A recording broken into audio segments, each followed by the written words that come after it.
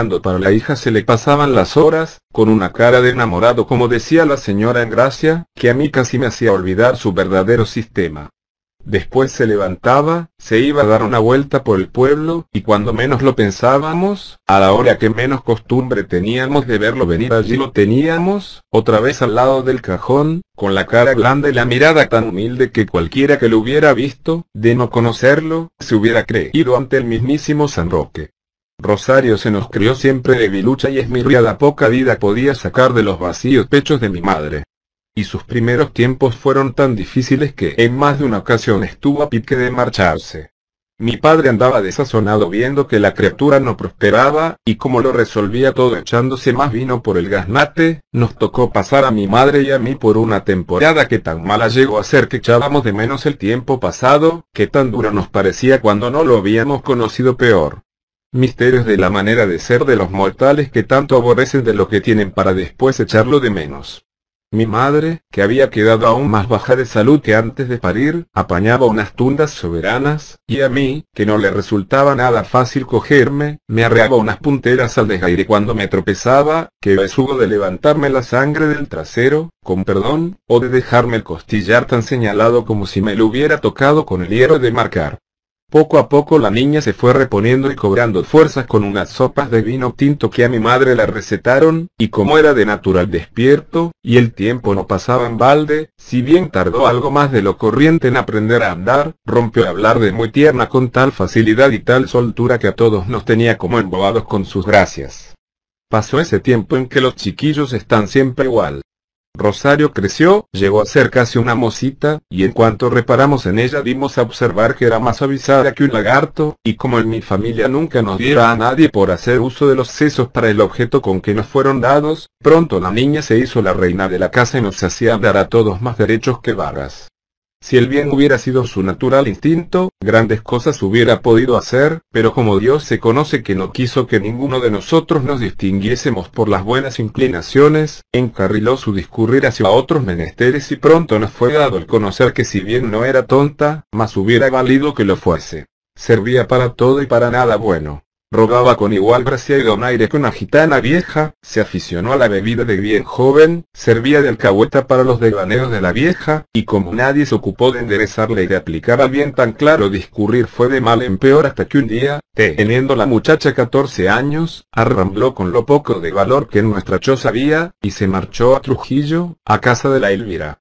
El efecto que su marcha produjo en mi casa ya se puede figurar usted cuál fue. Mi padre culpaba a mi madre culpaba a mi padre, en lo que más se notó la falta de Rosario fue en las escandaleras de mi padre, porque si antes, cuando ella estaba, procuraba armarla fuera de su presencia, ahora, al faltar, y al no estar ella nunca delante, cualquier hora y lugar le parecía bueno para organizarlas.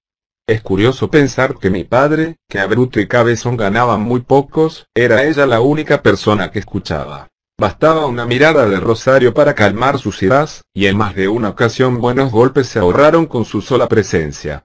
¿Quién iba a suponer que aquel hombrón lo había de dominar una tierna criatura? En Trujillo tiró hasta 5 meses, pasados los cuales unas fiebres la devolvieron, medio muerta, a casa, donde estuvo encamada cerca de un año porque las fiebres, que eran de orden maligna, la tuvieron tan cerca del sepulcro que por oficio de mi padre que borracho y pendenciero sí sería, pero cristiano viejo y de la mejor ley también lo era, llegó a estar sacramentada y preparada por si había de hacer el último viaje. La enfermedad tuvo, como todas, sus alternativas, y a los días en que parecía como revivir sucedían las noches en que todos estábamos en que se nos quedaba. El humor de mis padres era como sombrío, y de aquel triste tiempo solo guardo como recuerdo de paz el de los meses que pasaron sin que sonaran golpes entre aquellas paredes, tan apurado andaba el par de viejos. Las vecinas echaban toda su cuarto a espadas por recetar las hierbas, pero como la que mayor fe nos daba era la señora Engracia, a ella hubimos de recurrir y a sus consejos, por ver de sanarla. Complicada fue, bien lo sabe Dios, la curación que la mandó, pero como se le hizo poniendo todos los 5 sentidos bien debió de probarla, porque aunque despacio, se la veta que le volvía la salud. Como ya dice el refrán, yerba mala nunca muere, y sin que yo quiera decir con esto que Rosario fuera mala, si bien tampoco pondría una mano en el fuego por sostener que fuera buena, lo cierto es que después de tomado los cocimientos que la señora Engracia dijera, solo hubo que esperar a que pasase el tiempo para que recobrase la salud, y con ella su prestancia y lozanía. No bien se puso buena, y cuando la alegría volvía otra vez a casa de mis padres, que en lo único que estaban acordes era en su preocupación por la hija, volvió a ser el pirata la muy zorra, a llenarse la talega con los ahorros del pobre y sin más reverencias, y como a la francesa, volvió a levantar el vuelo y a marcharse, esta vez camino de Almendralejo, donde paró en casa de Nieves la madrileña. Cierto es, o por tal lo tengo, que a un alma ruin alguna fibra de bueno siempre le queda, porque Rosario no nos echó del todo en el olvido y alguna vez por nuestro santo por las navidades nos tiraba con algún chaleco, que aunque nos venía justo y recibido como faja por vientre satisfecho, su mérito tenía porque ella, aunque con más relumbrón por aquello de que había que vestir el oficio, tampoco debía nadar en la abundancia. En Almendralejo hubo de conocer al hombre que había de labrarle la ruina. No la de la honra, que bien arruinada debía andar ya por entonces, sino la del bolsillo, que una vez perdida aquella, era por la única que tenía que mirar. Llamábase el tal sujeto Paco López, por mal nombre el estirao, y del mes forzoso reconocer que era guapo mozo, aunque no con un mirar muy decidido, porque por tener un ojo de vidrio en el sitio donde Dios sabrán qué hazaña perdiera el de carne, su mirada tenía una desorientación que perdía al más plantado. Era alto, medio rubiales, juncal y andaba tan derechito que no se equivocó por cierto quien le llamó por vez primera el estirao. No tenía mejor oficio que su cara porque, como las mujeres tan memas son que lo mantenían, el hombre prefería no trabajar, cosa que sí me parece mal, no sé si será porque yo nunca tuve ocasión de hacer. Según cuentan, en tiempos anduviera de novillero por las plazas andaluzas. Yo no sé si creerlo porque no me parecía hombre valiente más que con las mujeres, pero como estas, y mi hermana entre ellas, se lo creían a pie juntillas, él se daba la gran vida, porque ya sabe usted lo mucho que dan en valorar las mujeres a los toreros. En una ocasión, andando yo a la perdiz bordeando la finca de los jarales de don Jesús me tropecé con él, que por tomar el aire se había ido de Almendralejo medio millar de pasos por el monte. Iba muy bien vestidito con su terno café, con su visera y con un mimbre en la mano. Nos saludamos y él muy ladino, como viera que no le preguntaba por mi hermana, quería tirarme de la lengua por ver de colocarme las frasecitas. Yo resistía y él debió de notar que me achicaba porque sin más ni más. Y como quien no quiere la cosa, cuando ya teníamos mano sobre mano para marcharnos, me soltó. ¿Y la Rosario? Tú sabrás, yo. Hombre. Si no lo sabes tú. ¿Y por qué de saberlo? Lo decía tan serio que cualquiera diría que no había mentido en su vida. Me molestaba hablar con él de la Rosario, ya ve usted lo que son las cosas. El hombre daba golpecitos con la vara sobre las matas de tomillo. Pues sí, para que lo sepas. Está bien. ¿No lo querías saber? Mira, estirao. Mira, estirao. Que soy muy hombre y que no me ando por las palabras. No me tientes. No me tientes. ¿Pero qué te he de tentar, si no tienes dónde? ¿Pero qué quieres saber de la Rosario? ¿Qué tiene que ver contigo la Rosario? ¿Que es tu hermana? Bueno, ¿y qué? También es mi novia, si vamos a eso.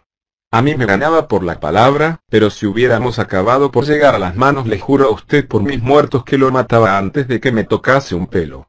Yo me quise enfriar porque me conocía la carácter y porque de hombre a hombre no está bien reñir con una escopeta en la mano cuando el otro no la tiene. Mira, estirao, más vale que nos callemos. ¿Qué es tu novia? Bueno, pues que lo sea. ¿Y a mí qué? El estirao se reta. Parecía como si quisiera pelea. ¿Sabes lo que te digo? ¿Qué? Que si tú fueses el novio de mi hermana, te hubiera matado. Bien sabe Dios que el callarme aquel día me costó la salud. Pero no quería darle, no sé por qué habrá sido. Me resultaba extraño que me hablaran así. En el pueblo nadie se hubiera atrevido a decirme la mitad. Y que si te tropiezo otro día rondándome, te mato en la plaza por la feria. Mucha chulería es esa. A pinchazos. Mira, estirao. Mira, estirao. Aquel día se me clavó una espina en un costado que todavía la tengo clavada. ¿Por qué no la arranqué en aquel momento? Es cosa que aún no sé. Andando el tiempo, de otra temporada que, por reparar otras fiebres, vino a pasar mi hermana con nosotros, me contó el fin de aquellas palabras. Cuando el estirado llegó aquella noche a casa de la Nieves a ver a la Rosario, la llamó aparte. ¿Sabes que tienes un hermano que ni es hombre ni es nada? ¿Y que se achanta como los conejos en cuanto oyen voces? Mi hermana salió por defenderme, pero de poco le valió. El hombre había ganado. Me había ganado a mí, que fue la única pelea que perdí por no irme a mi terreno. Mira, Paloma. Vamos a hablar de otra cosa. ¿Qué hay? 8 pesetas. ¿Nada más? Nada más. ¿Qué quieres? Los tiempos están malos. El estirado le cruzó la cara con la varita de mimbre hasta que se hartó. Después, ¿sabes que tienes un hermano que ni es hombre ni es nada? Mi hermana me pidió por su salud que me quedase en el pueblo. La espina del costado estaba como removida. ¿Por qué no la arranqué en aquel momento? Es cosa que aún no sé, y usted sabrá disculpar el poco orden que llevo en el relato, que por eso de seguir por la persona y no por el tiempo me hace andar saltando del principio al fin y del fin a los principios como langosta variada, pero resulta que de manera alguna, que esta no sea, podría llevarlo, ya que lo suelto como me sale y a las mientes me viene, sin pararme a construirlo como una novela, ya que, a más de que probablemente no me saldría, siempre está la pique del peligro que me daría el empezar a hablar y a hablar para quedarme de pronto tan ahogado y tan parado que no supiera por dónde salir. Los años pasaban sobre nosotros como sobre todo el mundo, la vida en mi casa discurría por las mismas sendas de siempre, y si no he de querer inventar, pocas noticias que usted no se figure puedo darle de entonces. A los 15 años de haber nacido la niña, y cuando por lo muy chupada que mi madre andaba y por el tiempo pasado cualquier cosa podía pensarse menos que nos había de dar un nuevo hermano, quedó la vieja con el vientre lleno, vaya usted a saber de quién, porque sospecho que, ya por la época, liada había de dar con el señor Rafael, de forma que no hubo más que esperar los días de ley para acabar recibiendo a uno más en la familia. El nacer del pobre Mario, que así hubimos de llamar al nuevo hermano, más tuvo de accidentado y de molesto que de otra cosa, porque, para colmo y por si fuera poca la escandalera de mi madre al parir, fue todo a coincidir con la muerte de mi padre, que si no hubiera sido tan trágica, a buen seguro me daría risa así pensada en frío. 2 días hacía que a mi padre lo teníamos encerrado en la alacena cuando Mario vino al mundo. Le había mordido el perro rabioso, y aunque al principio parecía que libraba de rabiar, más tarde hubieron de acometerlo unos tembleques que nos pusieron a todos sobre aviso. La señora Engracia nos enteró de que la mirada iba a hacer abortar a mi madre y, como el pobre no tenía arreglo, nos industriamos para encerrarlo con la ayuda de algunos vecinos y de tantas precauciones como pudimos, porque tiraba unos mordiscos que a más de uno hubiera arrancado un brazo de habérselo cogido. Todavía me acuerdo con pena y con temor de aquellas horas, Dios, y qué fuerza hubimos de hacer todos para reducirlo. Pateaba como un león, juraba que nos había de matar a todos, y tal fuego había en su mirar, que por seguro lo tengo que lo hubiera hecho si Dios lo hubiera permitido. 2 días hacía, digo, que encerrado lo tentamos, y tales voces daba y tales patadas arreaba sobre la puerta, que hubimos de apuntalar con unos maderos, que no me extraña que Mario, animado también por los gritos de la madre, viniera al mundo asustado y como lelo. Mi padre acabó por callarse a la noche siguiente, que era la del Día de Reyes, y cuando fuimos a sacarlo pensando que había muerto, allí nos lo encontramos, arrimado contra el suelo y con un miedo en la cara que mismo parecía haber entrado en los infiernos. A mí me asustó un tanto que mi madre, en vez de llorar, como esperaba, se riese, y no tuve más remedio que ahogar las lágrimas que quisieron asomarme cuando vi el cadáver, que tenía los ojos abiertos y llenos de sangre, la boca entreabierta, con la lengua morada medio fuera. Cuando tocó enterrarlo, don Manuel, el cura, me echó un sermoncete en cuanto me vio. Yo no me acuerdo mucho de lo que me dijo. Me habló de la otra vida, del cielo, del infierno, de la Virgen María, de la memoria de mi padre, y cuando a mí se me ocurrió decir que en lo tocante al recuerdo de mi padre lo mejor sería ni recordarlo, don Manuel, pasándome una mano por la cabeza, me dijo que la muerte llevaba a los hombres de un reino para otro y que era muy celosa de que odiásemos lo que ella se había llevado para que Dios lo juzgase. Bueno, no me lo dijo así. Me lo dijo con unas palabras muy justas y cabales, pero lo que me quiso decir no andaría, sobre poco más o menos, muy alejado de lo que dejo escrito. Desde aquel día siempre que veía a don Manuel lo saludaba y le besaba la mano, pero cuando me casé hubo de decirme mi mujer que parecía marica haciendo tales cosas y, claro es, ya no pude saludarlo más. Después me enteré que don Manuel había dicho de mí que era talmente como una rosa en un estercolero y bien sabe Dios qué ganas me entraron de ahogarlo en aquel momento. Después se me fue pasando y, como soy de natural violento, pero pronto, acabé por olvidarlo, porque además, y pensándolo bien, nunca estuve muy seguro de haber entendido a derechas. A lo mejor don Manuel no había dicho nada a la gente, no hay que creerla todo lo que cuenta, y aunque lo hubiera dicho, quién sabe lo que hubiera querido decir. Quién sabe si no había querido decir lo que yo entendí. Si Mario hubiera tenido sentido cuando dejó este valle de lágrimas, a buen seguro que no se hubiera marchado muy satisfecho de él. Poco vivió entre nosotros. Parecía que hubiera olido el parentesco que lo esperaba y hubiera preferido sacrificarlo a la compañía de los inocentes en el limbo. Bien sabe Dios que acertó con el camino, y cuántos fueron los sufrimientos que se ahorró al ahorrarse años. Cuando nos abandonó no había cumplido todavía los 10 años, que si pocos fueron para lo demasiado que había de sufrir, suficientes debieran de haber sido para llegar a hablar y a andar, cosas ambas que no llegó a conocer. El pobre no pasó de arrastrarse por el suelo como si fuese una culebra y de hacer unos ruiditos con la garganta y con la nariz como si fuese una rata. Fue lo único que aprendió. En los primeros años de su vida ya todos nosotros nos fue negado el conocer que el infeliz, que tonto había nacido, tonto había de morir. Tardó año y medio en echar el primer hueso de la boca y cuando lo hizo, tan fuera de su sitio le vine a nacer, que la señora en gracia, que tantas veces fuera nuestra providencia, hubo de tirárselo con un cordel para ver de que no se clavaran la lengua. Hacia los mismos días, y vaya usted a saber si como resulta de la mucha sangre que tragó por lo del diente, la salió un sarampión o sarpullido por el trasero, con perdón, que llegó a ponerle las nalguitas como desolladas y en la carne viva por habérsele mezclado la orina con la pus de las uvas. Cuando hubo que curarle lo dolido con vinagre y con sal, la criatura tales lloros se dejaba arrancar que hasta el más duro del corazón hubiera enternecido. Pasó algún tiempo que otro de cierto sosiego, jugando con una botella, que era lo que más le llamaba la atención, o echadito al sol, para que reviviese, en el corral o en la puerta de la calle, y así fue tirando el inocente, unas veces mejor y otras peor, pero ya más tranquilo, hasta que un día teniendo la criatura 4 años la suerte se volvió tan de su contra que, sin haberlo buscado ni deseado, sin a nadie haber molestado y sin haber tentado a Dios, un guarro, con perdón, le comió las 2 orejas. Don Raimundo, el boticario, le puso unos polvos amarillitos, de ceroformo, y tanta dolor daba el verlo amarillado y sin orejas que todas las vecinas, por llevarle consuelo, le llevaban, las más, un tejeringo los domingos. Otras, unas almendras. Otras, unas aceitunas en aceite o un poco de chorizo, pobre Mario, y como agradecía, con sus ojos negrillos. Los consuelos. Si mal había estado hasta entonces, mucho más mal le guardaba después de lo del guarro, con perdón. Pasábase los días y las noches llorando y aullando como un abandonado, y como la poca paciencia de la madre la agotó cuando más falta le hacía, se pasaba los meses tirado por los suelos, comiendo lo que le echaban, y tan sucio que aún a mí que, para qué mentir, nunca me lavé demasiado, llegaba a darme repugnancia.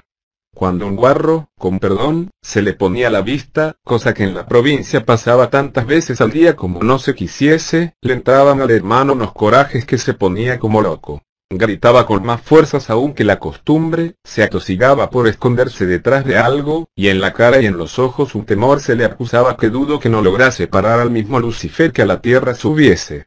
Me acuerdo que un día era un domingo en una de esas temblequeras tanto espanto llevaba y tanta rabia dentro, que en su vida le dio por atacar Dios sabría por qué al señor Rafael que en casa estaba porque, desde la muerte de mi padre, por ella entraba y salía como por terreno conquistado. No se le ocurriera peor cosa al pobre que morderle en una pierna al viejo, y nunca lo hubiera hecho, porque con la otra pierna le arreó tal patada en una de las cicatrices que lo dejó como muerto y sin sentido, mandándole una huella que me dio por pensar que agotara la sangre.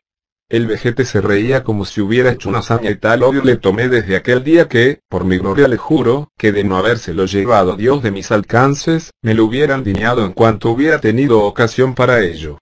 La criatura se quedó tirada todo lo larga que era, y mi madre le aseguró que me asusté en aquel momento que la vi tan ruin no lo cogía y se reía haciéndole el coro al señor Rafael. A mí, bien lo sabe Dios, no me faltaron voluntades para levantarlo, pero preferí no hacerlo. Si el señor Rafael, en el momento, me hubiera llamado blando, por Dios que lo machaco delante de mi madre. Me marché hasta las casas por tratar de olvidar. En el camino me encontré a mi hermana que por entonces andaba por el pueblo, le conté lo que pasó y tal odio hube de ver en sus ojos que me dio por cavilar en que había de ser mal enemigo. Me acordé, no sé por qué sería, del estirao, y me reía de pensar que alguna vez mi hermana pudiera ponerle aquellos ojos. Cuando volvimos hasta la casa, pasadas 2 horas largas del suceso, el señor Rafael se despedía. Mario seguía tirado en el mismo sitio donde lo dejé, gimiendo por lo bajo, con la boca en la tierra y con la cicatriz más morada y miserable que cómico en Cuaresma. Mi hermana, que creí que iba a armar el zafarrancho, lo levantó del suelo por ponerlo recostado en la artesa. Aquel día me pareció más hermosa que nunca, con su traje de color azul como el del cielo, y sus aires de madre montaraz ella, que ni lo fuera, ni lo había de ser. Cuando el señor Rafael acabó por marcharse, mi madre recogió a Mario, lo acunó en el regazo y le estuvo lamiendo la herida toda la noche, como una perra párida a los cachorros. El chiquillo se dejaba querer y sonreía, se quedó dormidito y en sus labios quedaba aún la señal de que había sonreído. Fue aquella noche, seguramente, la única vez en su vida que le vi sonreír. Pasó después algún tiempo sin que se desgraciara de nuevo, pero, como al que el destino persigue no se libra aunque se esconda debajo de las piedras, día llegó en que, no encontrándolo por lado alguno, fue a aparecer, ahogado, en una tinaja de aceite. Lo encontró mi hermana Rosario. Estaba en la misma postura que una lechuza ladrona quien hubiera cogido el viento. Volcado sobre el borde de la tinaja, con la nariz apoyada sobre el barro del fondo. Cuando lo levantamos, un hilillo de aceite le caía de la boca como una hebra de oro que estuviera devanando con el vientre. El pelo que en vida lo tuviera siempre del apagada color de la ceniza, le brillaba con unos brillos tan lozanos que daba por pensar que hubiera resucitado al él morir. Tal es todo lo extraño que la muerte de Mario me recuerda. Mi madre tampoco lloró la muerte de su hijo. Secas debiera tener las entrañas una mujer con corazón tan duro que unas lágrimas no le quedarán siquiera para señalar la desgracia de la criatura. De mí puedo decir, y no me avergüenzo de ello, que sí lloré, así como mi hermana Rosario, y que tal odio llegué a cobrar a mi madre, y tan deprisa había de crecerme, que llegué a tener miedo de mí mismo. La mujer que no llora es como la fuente que no mana, que para nada sirve, o como el ave del cielo que no canta, a quien, si Dios quisiera, le caerían las alas, porque a las alimañas falta alguna les hacen. Mucho me dio que pensar, en muchas veces, y aún ahora mismo si he de decir la verdad, el motivo de que a mi madre llegase a perderle el respeto, primero, y el cariño y las formas al andar de los años. Mucho me dio que pensar, porque quería hacer un claro en la memoria que me dejase ver hacia qué tiempo dejó de ser una madre en mi corazón y hacia qué tiempo llegó después a convertírseme en un enemigo. En un enemigo rabioso, que no hay peor odio que el de la misma sangre. En un enemigo que me gastó toda la bilis, porque a nada se odia con más intensos bríos que aquello a que uno se parece y uno llega a aborrecer el parecido. Después de mucho pensar, y de nada esclarecer del todo, solo me es dado el afirmar que la respecto había se la haya perdido tiempo atrás, cuando en ella no encontraba virtud alguna que imitar, ni don de Dios que copiar, y que de mi corazón hubo de marcharse cuando tanto mal vi en ella que junto no cupiera dentro de mi pecho. Odiarla, lo que se dice llegar a odiarla, tardé algún tiempo que ni el amor ni el odio fueran cosa de un día y si apuntar hacia los días de la muerte de Mario pudiera ser que me errara en muchas fechas sobre su aparición. A la criatura hubimos de secarle las carnes con unas hilas de lino por evitar que fuera demasiado grasiento al juicio, y de prepararlo bien vestido con unos percales que por la casa había, con unas alpargatas que me acerqué hasta el pueblo para buscar, con su corbatita de la color de la malva hecha una lazada sobre la garganta como una mariposa que en su inocencia le diera por posarse sobre un muerto. El señor Rafael, que hubo de sentirse caritativo con el muerto a quien de vivo tratara tan sin piedad, nos ayudó a preparar el ataúd. El hombre iba y venía de un lado para otro diligente y ufano como una novia, ora con unos clavos, ora con alguna tabla, tal vez con el bote del albayalde, y en su diligencia y ufanía hube de concentrar todo mi discurrir, porque, sin saber ni entonces ni ahora por qué ni por qué no, me daba la corazonada de que por dentro se estaba bañando en agua de rosas. Cuando decía, con un gesto como distraído, Dios lo ha querido. Angelitos al cielo. Me dejaba tan pensativo que ahora me cuesta un trabajo desusado el reconstruir lo que por mí pasó. Después repetía como un estribillo, mientras clavaba las tablas o mientras daba la pintura. Angelitos al cielo. Angelitos al cielo. y sus palabras me golpeaban el corazón como si tuviera un reloj dentro, un reloj que acabase por romperme los pechos, un reloj que obedecía a sus palabras, soltadas poco a poco y como con cuidado, y a sus ojillos húmedos y azules como los de las víboras, que me miraban con todo el intento de simpatizar, cuando el odio más ahogado era lo único que por mi sangre corría para él. Me acuerdo con disgusto de aquellas horas. Angelitos al cielo. Angelitos al cielo. El hijo de su madre, y como fingía el muy sordo. Hablemos de otra cosa.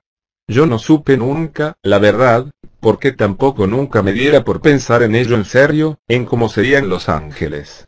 Tiempo hubo en que me los imaginaba rubios y vestidos con unas largas faldas azules o rosa. Tiempo hubo también en que los creía de la color de las nubes y tan delgados como ni siquiera fueran los tallos de los trigos. Sin embargo, lo que sí puedo afirmar es que siempre me los figuré muy distintos de mi hermano Mario, motivo que a buen seguro fue lo que ocasionó que pensara que detrás de las palabras del señor Rafael había gato escondido y una intención tan maligna y tan de segundo rebote como de su mucha ruindad podía esperarse. Su entierro, como años atrás el de mi padre, fue pobre y aburrido, y detrás de la caja no se hubieron de juntar, sin exageración, más arriba de 5 o 6 personas. Don Manuel, Santiago el Monaguillo, Lola, 3 o 4 viejas y yo.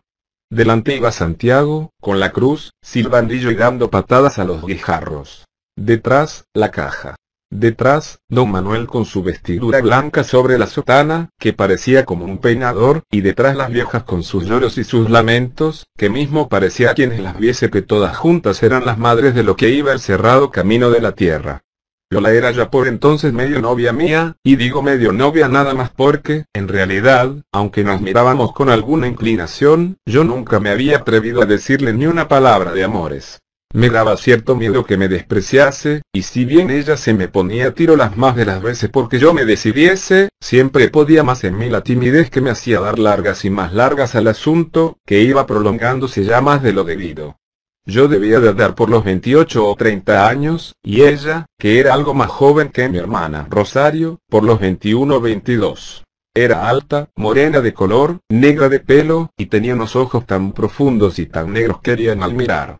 Tenía las carnes prietas y como endurecidas de saludable como estaba, y por el mucho desarrollo que mostraba cualquiera daría en pensar que se encontraba delante de una madre.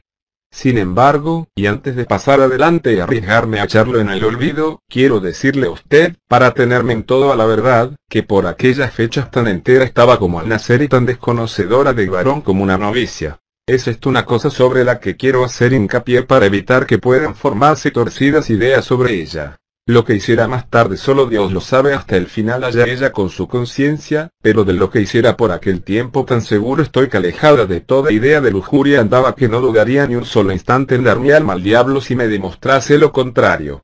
Andaba con mucho poder y seguridad y con tanto desparpajo y arrogancia que cualquiera cosa pudiera parecer menos una pobre campesina, y su mata de pelo, cogida en una gruesa trenza bajo la cabeza, tal sensación daba de poder lo que, al pasar de los meses y cuando llegué a mandar en ella como marido, gustaba de azotarme con ella por las mejillas, tal era su suavidad y su aroma. Como a sol, y a tomillo, y a las frías gotitas de sudor que por el bozo le aparecían al sofocarse, el entierro, volviendo a lo que íbamos, salió con facilidad. Como la fosa ya estaba hecha, no hubo sino que meter a mi hermano dentro de ella y acabar de taparlo con tierra. Don Manuel rezó unos latines y las mujeres se arrodillaron. A Lola, al arrodillarse, se le vetan las piernas, blancas y apretadas como morcillas, sobre la media negra. Me avergüenzo de lo que voy a decir, pero que Dios lo aplica a la salvación de mi alma por el mucho trabajo que me cuesta. En aquel momento me alegré de la muerte de mi hermano, las piernas de Lola brillaban como la plata, la sangre me golpeaba por la frente y el corazón parecía como querer salírseme del pecho. No vi marcharse ni a don Manuel ni a las mujeres. Estaba como atontado, cuando empecé a volver a percatarme de la vida, sentado en la tierra recién removida sobre el cadáver de Mario. ¿Por qué me quedé allí y el tiempo que pasó? Son dos cosas que no averigüé jamás. Me acuerdo que la sangre seguía golpeándome las sienes, que el corazón seguía queriéndose echar a volar. El sol estaba cayendo. Sus últimos rayos se iban a clavar sobre el triste ciprés, mi única compañía. Hacía calor. Unos tiemblos me recorrieron todo el cuerpo. No podía moverme, estaba clavado como por el mirar del lobo. De pie, a mi lado, estaba Lola, sus pechos subían y bajaban al respirar, ¿y tú? Ya ves. ¿Qué haces aquí? Pues, nada. Por aquí, me levanté y la sujeté por un brazo. ¿Qué haces aquí? Pues nada. ¿No lo ves? Nada. Lola me miraba con un mirar que espantaba. Su voz era como una voz del más allá, grave y subterránea como la de un aparecido. Eres como tu hermano. Yo. Tú. Sí. Fue una lucha feroz. Derribada en tierra, sujeta, estaba más hermosa que nunca, sus pechos subían y bajaban al respirar cada vez más deprisa. Yo la agarré del pelo y la tenía bien sujeta a la tierra. Ella forcejeaba, se escurría, la mordía hasta la sangre, hasta que estuvo rendida y dócil como una yegua joven. ¿Es eso lo que quieres? Sí. Lola me sonreía con su dentadura toda igual, después me alisaba el cabello. No eres como tu hermano. Eres un hombre. En sus labios quedaban las palabras un poco retumbantes. Eres un hombre. Eres un hombre. La tierra estaba blanda, bien me acuerdo. Y en la tierra, media docena de amapolas para mi hermano muerto. 6 gotas de sangre, no eres como tu hermano. Eres un hombre.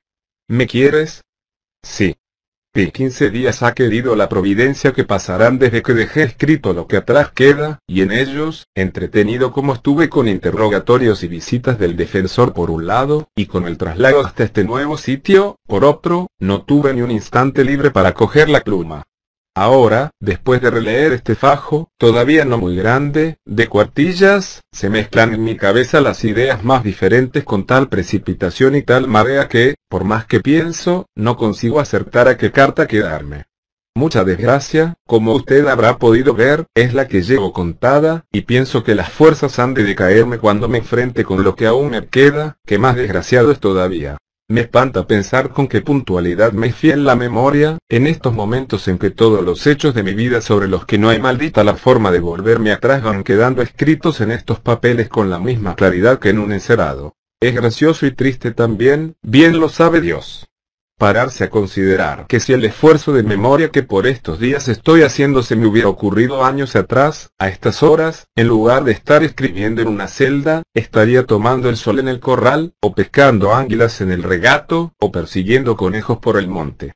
Estaría haciendo otra cosa cualquiera de esas que hacen sin fijarse la mayor parte de los hombres. Estaría libre, como libres están sin fijarse tampoco la mayor parte de los hombres. Tendría por delante Dios sabe cuántos años de vida, como tienen sin darse cuenta de que pueden gastarlos lentamente la mayor parte de los hombres. El sitio donde me trajeron es mejor. Por la ventana se ve un jardincillo, cuidadoso y lamido como una salita, y más allá del jardincillo, hasta la serranía, se extiende la llanada, castaña como la piel de los hombres, por donde pasan a veces las reatas de mulas que van a Portugal, los asnillos troteros que van hasta las chozas, las mujeres y los niños que van solo hasta el pozo.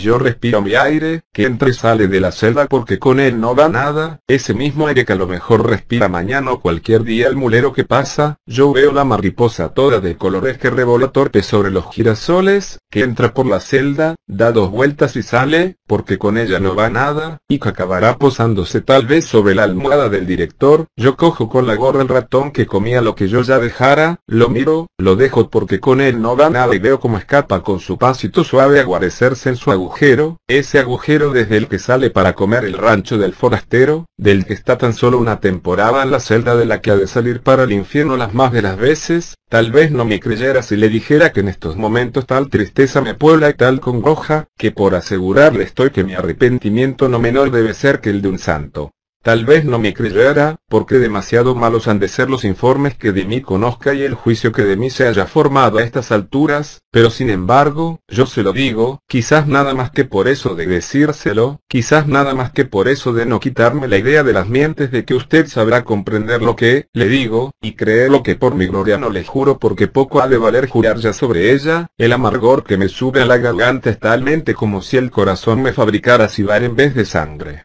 Me sube y me baja por el pecho, dejándome un regusto vacío en el paladar.